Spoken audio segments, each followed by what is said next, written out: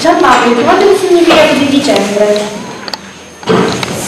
Sì, il mese di dicembre deriva dalla fine dicembre, che è il 12° mese dell'anno, e lo inventò Romolo. Ma io non ho capito il racconto di Santa Lucia, me lo puoi spiegare? Per una credenza popolare il giorno 13 di Santa Lucia è la giornata più corta. Ma è realmente così? No, secondo la scienza no, è del 1 dicembre la giornata più corta. E conosci qualche data importante di dicembre? Il 18 dicembre è successo un fatto nel 1972 che un camion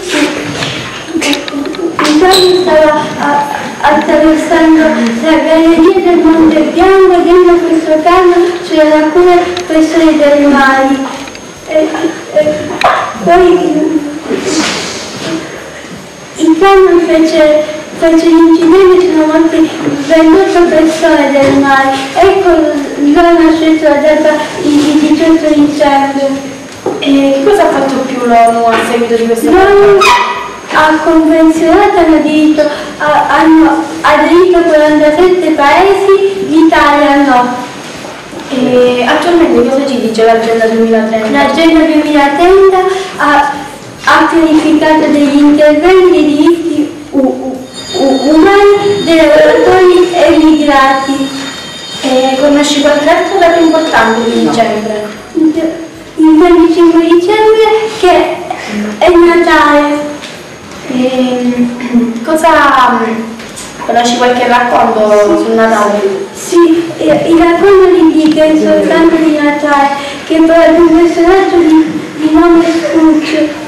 Il nome Scrooge, che il giorno della vigilia di Natale tratta male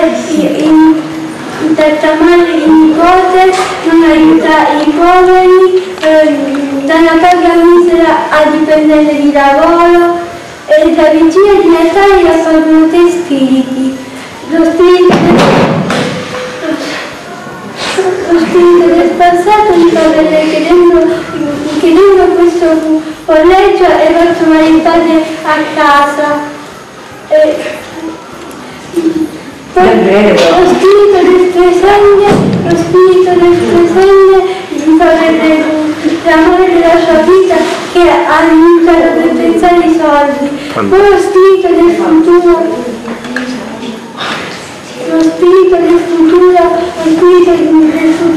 gli fa vedere un Signore che non si ricorda, che nessuno si ricorda di lui, che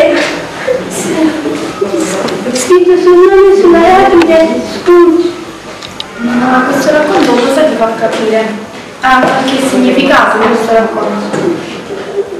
Ci fa capire un messaggio che dobbiamo essere più buoni e che dobbiamo festeggiare il Natale, che non dobbiamo pensare alle cose materiali. Bene, grazie Giampaolo.